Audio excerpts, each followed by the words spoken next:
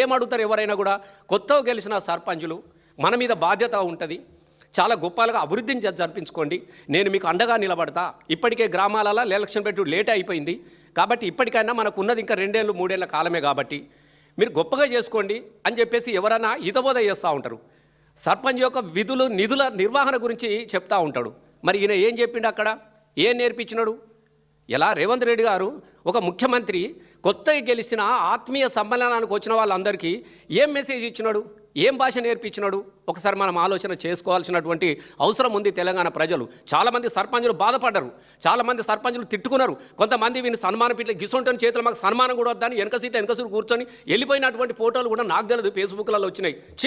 గిసొంటికి రండ భాష మాట్లాడటంతో, గీ భూతల భాష మాట్లాడటంతో మేము సన్మానం చేసుకోవడం ఏందా, ఎంతో చాలా గొప్పగా నన్ను గెలిపించారు అని చెప్పేసి కొంతమంది సర్పంచులు రేవంత్ రెడ్డి గారు సన్మానాన్ని కూడా తిరస్కరించినటువంటి పరిస్థితి నిన్న సభలో మనకు కనబడ్డది. ఏం భాష మాట్లాడిండు? అదేమన్నా బజార్ భాష అంటారా దాన్ని? ఏమన్నా మనిషి అనటోడు, మనసులో పుట్టినోడు ఎవడన్నా మాట్లాడే భాషనే నావి?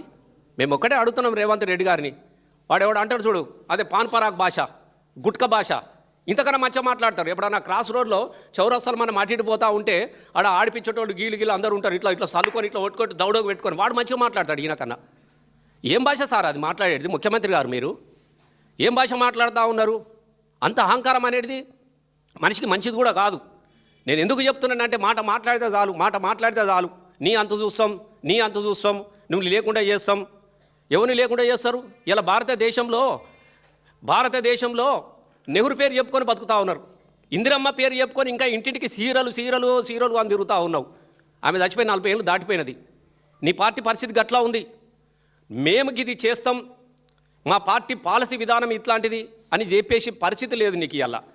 ఇలానట ఇట్లాంటి మొగానట ఇక తెలంగాణ తీసుకొచ్చినవాడు పార్టీనే లేకుండా చేస్తా అని చెప్పేసి మాట్లాడుతూ ఉంటే నిజంగా మాలాంటి ఉద్యమకారులకు మాకు నవ్వొస్తూ ఉన్నది. అసలు నీ పార్టీ ఉంటుందా చూసుకోమని మేము అడుగుతూ ఉన్నాం. యాడున్నది నీ పార్టీ? ఈ దేశంలో 29 రాష్ట్రాలల్లో ఎన్ని రాష్ట్రాలలో ఉన్న సారు? ఎన్ని రాష్ట్రాలలో ఉన్నది అని అడుగుతున్నాం నిన్ను. అయిపోయింది నీది ఒడిసిన చరిత్ర, కాంగ్రెస్ చరిత్రనే ఒడిసిన చరిత్ర. ఇలా బీఆర్ఎస్ పార్టీ భవిష్యత్ చరిత్ర, తెలంగాణ ప్రజలకు అది భరోసా చరిత్ర. తెలంగాణ రేపటి తరానికి, ఒక్క తరానికి కాదు 10 తరాలకు కూడా ఈ తరంలో ఉన్నటువంటి 2014లో 2001 నుంచి కేసీఆర్ అనే ఒక వ్యక్తి తెలంగాణ కోసం తన ప్రాణాన్ని త్యాగం చేసి కొట్లాడి సాధించుకున్న తెలంగాణలో భాగస్వాములైనటువంటి చరిత్రకు ఈ పార్టీకి ఉంది, ఇందులో పనిచేసిన వాళ్లకు ఉన్నది. మరి నీ పార్టీకి ఆ చరిత్ర ఉన్నదా? ఇలా ఎక్కడైనా నువ్వు కనబడతా ఉన్నావా? ఇలా నువ్వు దేశంలో నువ్వు ఉన్నదే 3 రాష్ట్రాలలో ఉన్నావు. ఒకటి కర్ణాటక, అది వీక్తుంది రేపో మాపో, అది అయిపోయింది. వాడు అడుగుంజా 2 రోజులలో అది ఒడిచిపోతుంది. హర్యానాడు అంచుకు మామిడిగా తొక్కులాక్కున్నాడు, వాడు తొక్కులెక్కున్నాడు. ఇంకొకటి మొత్తం అంతా రాష్ట్రం ఇక తెలంగాణ నీది. ఇదేం రాష్ట్రం ఇది?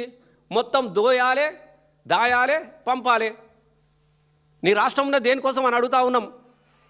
నేను ఎందుకు ఈ విషయాన్ని మాట్లాడుతున్నా అంటే పదే నీ ఈపు నువ్వు చక్కగా చూసుకో, ఒక్కసారి వెనుకకు మళ్ళీ చూసుకో, ఈ దేశం వైపు చూడు. ఎక్కడన్నా మీరు ఆదరించే పరిస్థితి ఉన్నదా? బీహార్లోని పరిస్థితి ఏమైనది? ఏ రాష్ట్రంలోన్నా మేము జాతీయ పార్టీ మాది, తెలంగాణ స్వతంత్ర పోరాటంలో పాల్గొన్న పార్టీ మాది అని చెప్పేసి ఏకుడు పీకుడు డైలాగులు కొట్టిడే తప్ప, రాసిచ్చిన డైలాగులు కొట్టిడే తప్ప అసలు దేశంలో నీ పార్టీకి ఏమైనా దిక్కు దివాను ఉన్నదా? ఎలా మాట్లాడేటప్పుడు చూసుకోవాలి కదా. నువ్వా మొత్తం భవిష్యత్తే లేకుండా చేస్తా, ఇదే లేకుండా చేస్తా అని మాట్లాడినటువంటి పరిస్థితి మనకు కనబడతా ఉన్నది. మేమేమంటున్నామంటే దయచేసి నాకు ఆయన మాట్లాడిన భాషను చాలా గొప్పగా కూడా నేను మాట్లాడతా, కానీ ఎందుకో నాకు కొంచెం సంస్కారం అడ్డొస్తూ ఉన్నది. సంస్కారం కొంత అడ్డొస్తూ ఉన్నది. ఎందుకనంటే మంచికో చెడుకో 6 గ్యారంటీల పేరు చెప్పిరు, మోసం చేసిరు. 420 హామీలు ఇచ్చిరు, మోసం చేసిరు. ఒక్కసారి చూడురు అని కడుపులో తలబెట్టిరు, కాళ్ళు మొక్కిరు, అన్నీ చేసిరు. ఒకసారి అవకాశం ఇచ్చినందుకు కర్మగాలి ఈ తెలంగాణ తల్లికి ఏం చెరొచ్చింది? ఇలా వల ఏడ్చే పరిస్థితులు వచ్చినది. ఇలా అట్లాంటి నేను ముఖ్యమంత్రి అయినావు కదా, అవునన్నా కాదన్నా నాకు కూడా నువ్వు ముఖ్యమంత్రి కాబట్టి మా ముఖ్యమంత్రి అనేటోడు గొప్పగా ఉండాలి, మా ముఖ్యమంత్రి అనేటోడు గొప్ప పాలన చేయాలి, మా ముఖ్యమంత్రి అనేటోడు సంస్కారవంతంగా ఉండాలని నేను కోరుకున్నాను. కాబట్టి కొంత నేను ఏమి అనలేకపోతున్నా, కానీ నువ్వు మాట్లాడే భాష ఏమైనా చక్కదనాల భాష మాట్లాడుతున్నావు రేవంత్ రెడ్డి గారు. మీరు చూడండి, మొత్తం ఈ భూమి నేనే పుట్టించిన, ఈ భూమికి నేనే రాజును అని మాట్లాడడం సరి అనేది కాదు. ఒక్కసారి నీ చరిత్ర ఎక్కడ మొదలైంది, నువ్వు ఎక్కడి నుంచి మొదలుపెట్టినావు, నువ్వు ఎక్కడ దాకా వచ్చినావు అనేది కూడా చూసుకోవాల్సినటువంటి అవసరం కూడా ఉన్నది. ఇలా 2 విషయాలు నేను మీకు మాట్లాడే పరిస్థితులు వస్తే ఒక 2 విషయాలు మీతో నేను మాట్లాడాలి. మొన్న ముఖ్యమంత్రి తొలి ముఖ్యమంత్రి కేసీఆర్ గారు ఏం మాట్లాడినారు?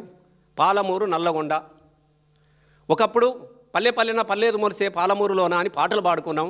శేతానమేడుందిరా తెలంగాణ సేలన్ని బీల్లాయరా అని కన్నీళ్ళ మీద కైగట్టుకొని ఉండుపైలంగుండు అమ్మ మాయమ్మ బొంబాయి పోతున్నా అని చెప్పేసి బొంబాయి బస్సు కోసం దరఖాస్తులు పెట్టినటువంటి పాలమూరు జిల్లాలో ఇలా మళ్ళీ కొంచెం ఊపిరి పీల్చుకున్నది బతుకమైన బిడ్డ మళ్ళా మన దగ్గరికి వచ్చినాడు, పాలమూరికి వచ్చినాడు, నల్లగొండకు వచ్చినాడు.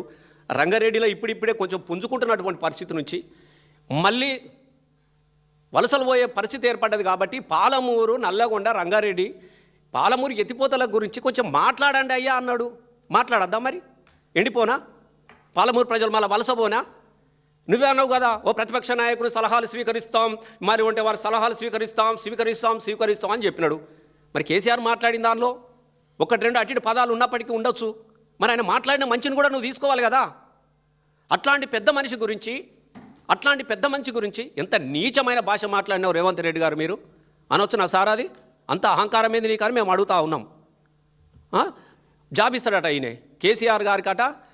షేక్ మస్తాన్ ఉన్నాడు షేక్పేట్లో, అక్కడ జాబ్ ఇస్తావా? ఇది నీ అహంకారం? నువ్వెంత, నీ బతికెంత, నీ విలువెంత? ఆయన కాలి గోరికున్నటువంటి విలువ కాదు మిస్టర్ రేవంత్ రెడ్డి, గుర్తుపెట్టుకో. ఈ తెలంగాణ రాష్ట్రాని కోసం తన పదవిని త్యాగం చేసి తన ప్రాణాన్ని పరంగా పెట్టి 14 సంవత్సరాలు అనేకమైనటువంటి అవమానాలు ఎదుర్కొని అనేకమైనటువంటి పోటారాటాలు ఎదుర్కొని చివరికి తన ప్రాణాన్ని త్యాగం చేసుకొచ్చి పార్లమెంటుని ఒప్పించి తెలంగాణ రాష్ట్రాన్ని సాధించినటువంటి వ్యక్తి. ఇలా ఆ వ్యక్తి పోరాటం చేసినప్పుడు నువ్వు ఏడవన్నావు? నేను అడుగుతున్నా నిన్ను. ఎక్కడన్నా జై తెలంగాణ అన్నవా? తెలంగాణ అనే పదాలు నీకు తెలుసా? ఒక్క తెలంగాణ ఉద్యమకారుని పేరు నువ్వు చెప్పగలవా? మాట్లాడేటప్పుడు ఉండాలి. ఇలా తెలంగాణ రాష్ట్రం వచ్చింది కాబట్టి నీ ముఖానికి ఒకసారి వచ్చి ఇలా తెలంగాణ ముఖ్యమంత్రి అయినావు. ఇలా అదే లేకపోతే నీ బతికేంది ఒకసారి నువ్వు ఆలోచించుకోమని చెప్తా ఉన్నాం. మాకు అనరాదా? పెద్ద అంతా అగౌరవంగా